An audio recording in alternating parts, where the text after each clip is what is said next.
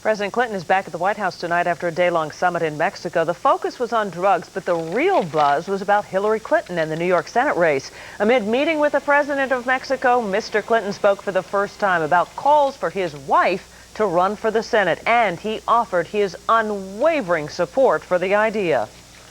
The First Lady had nothing to say about the endorsement. She held to her public schedule. But White House aides fueled speculation about a Clinton 2000 campaign. And when the president was asked, he had plenty to say. I think she would be terrific in the Senate. She and I both would like to continue to be useful in public affairs when we leave office. The idea of the First Lady running here in New York is a hit with many Democrats, including Senator Moynihan. Well, that's magnificent, young, bright, able, Illinois, Arkansas enthusiasm to New York, which probably could use a little. Another of the state's top Democrats is charged up over the prospect of a Clinton candidacy. If it's talking about no primary, having the money, the political structure, she's a winner.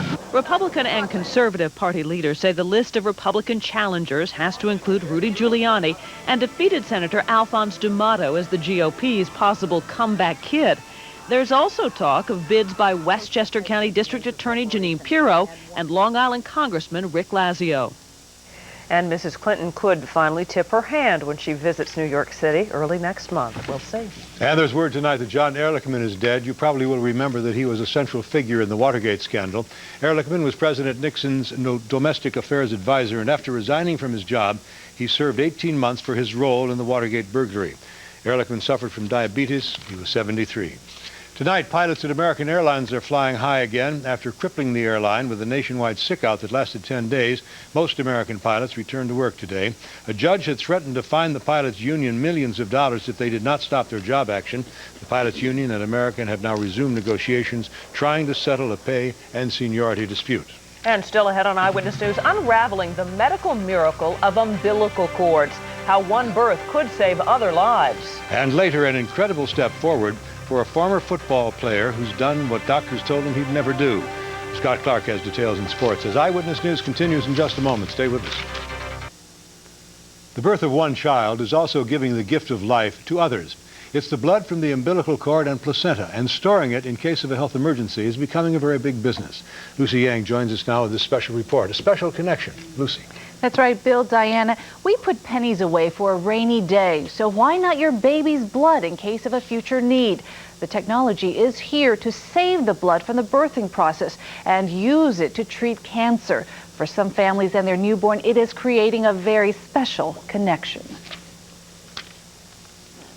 Tracy Taylor keeps just about every sentimental item from her children, but when it comes to her fourth daughter, Paige, she went one step further and saved the blood from the newborn's umbilical cord and placenta.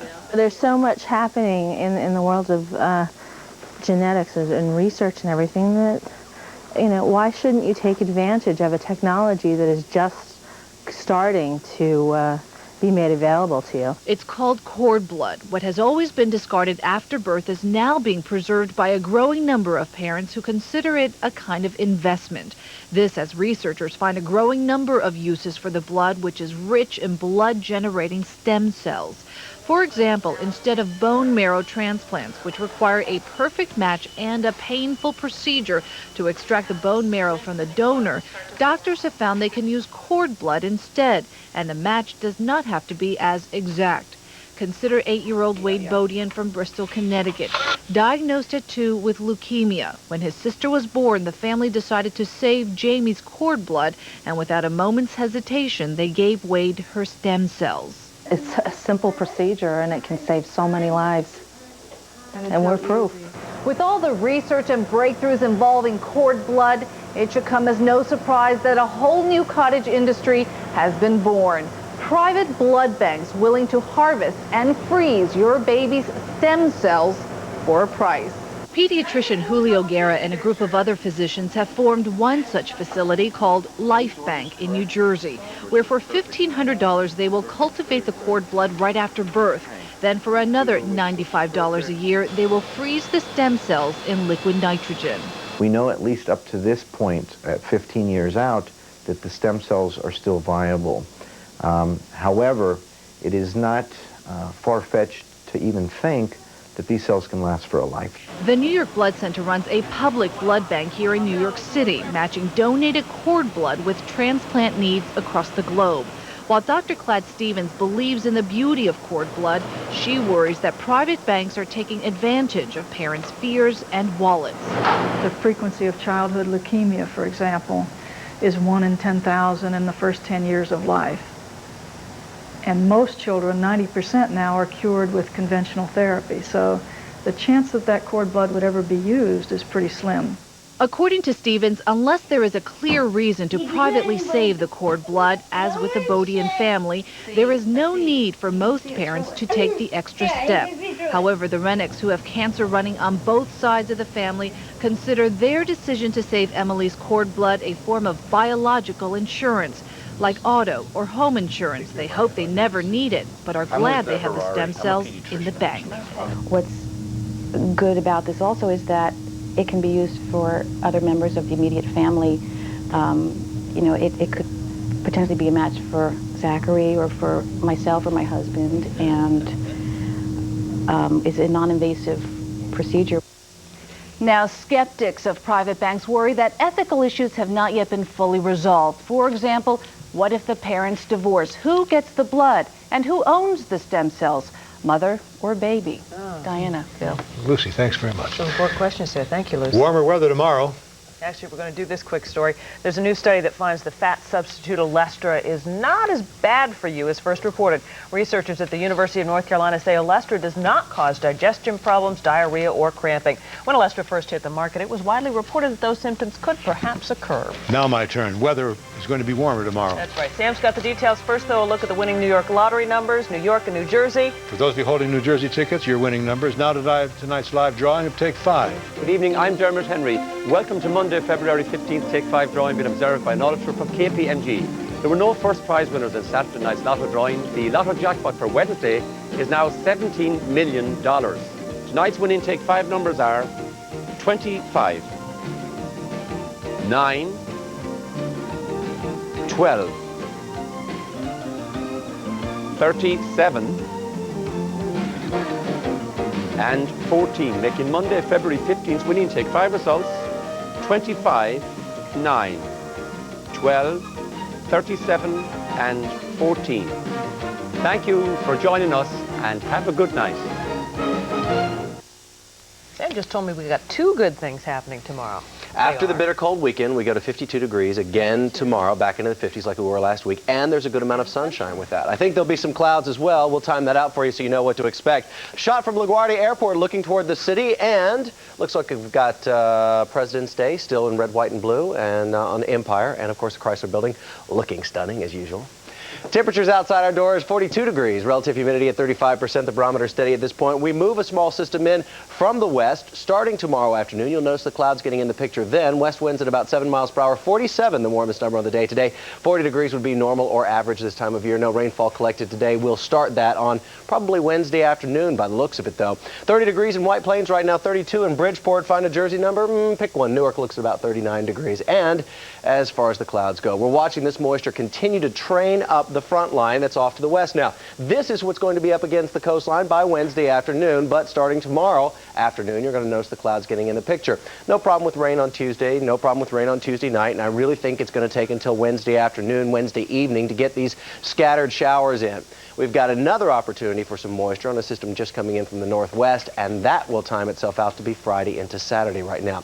19 degrees, your early morning wake-up temperature in Highview. Hyde Park comes in at 21 degrees. Spring Lake comes in at 27 degrees, and Darien comes in at about 24 degrees. Tarrytown at 24 as well. Cold sunshine of today replaced with the warmer temperatures, 52. Well, that's about 5 degrees warmer than today by the time we get into tomorrow's high. But that system off to the west is just off to the west, and this thing has got a fast move on it. So you'll start to notice the clouds in by tomorrow afternoon, and we time the rain again to be Wednesday afternoon now that we've looked at the forecast models. Oh, by the way, this is the next system. This one that is pounding the northwest tonight and has a decent line of snow and ice and kind of a freezing mix of sleet. It could have a little bit of sleet and snow and freezing mix involved in it when it gets here late Friday night or Saturday morning. 7 a.m., clouds and sunshine, and a nice comfortable number, 36 degrees for this time of year. A little bit warmer than it has been this weekend. Sunshine and clouds, 52 tomorrow. I think you'll notice an awful lot of sunshine and time the rain to be Wednesday afternoon, exiting by Thursday mid-morning. Thursday's low is 32, so we have no problems on this first event. Okay. Thanks, Sam. Scott Clark is up next with sports. We have a very busy night. We have the Knicks, we have the Nets, we have 3 hockey games in action. Plus, coming up on Eyewitness News, we have the inspirational story of Mike Utley as he takes his first steps. It's all next. Matinee basketball for the Knicks. Here's Scott Clark. Thank you, Bill. And we wondered how the Knicks would fare when Latrell Sprewell went down with a stress fracture in his foot. Well, the answer so far is perfectly fine, thank you. As in 3-0 after losing their first 2 games with Sprewell. Knicks stretched a 10-point halftime lead to 15 today against the Pistons. Patrick Ewing stretching for one of his 6 block shots. He had 12 in all.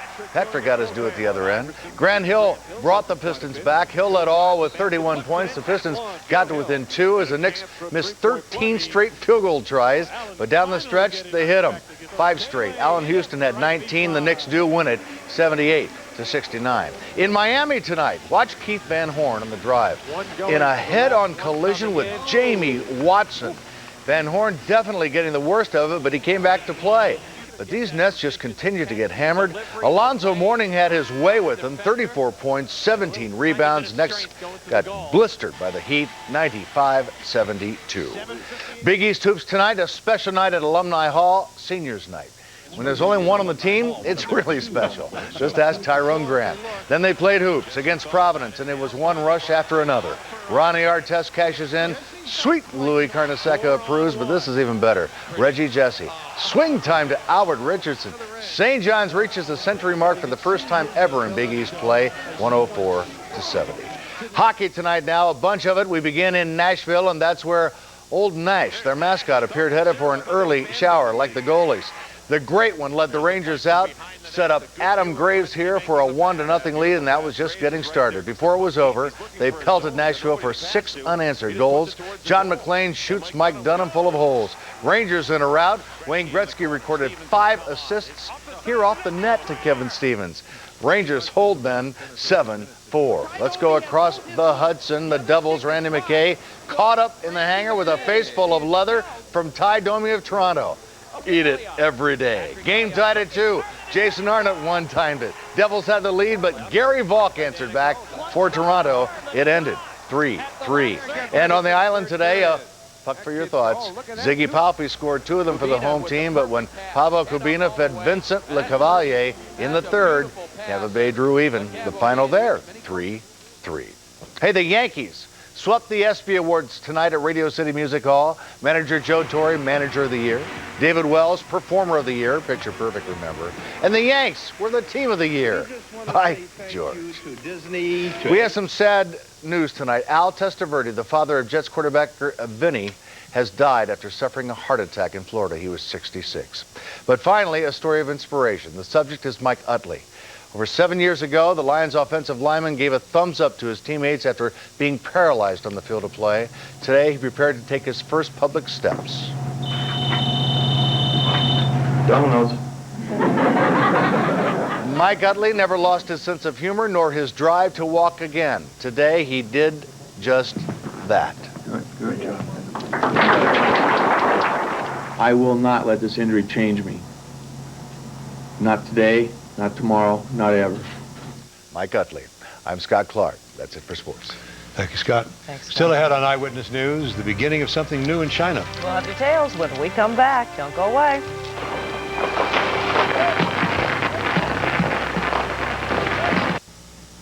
Finally tonight, Chinese and maybe some other people around the world are celebrating the New Year.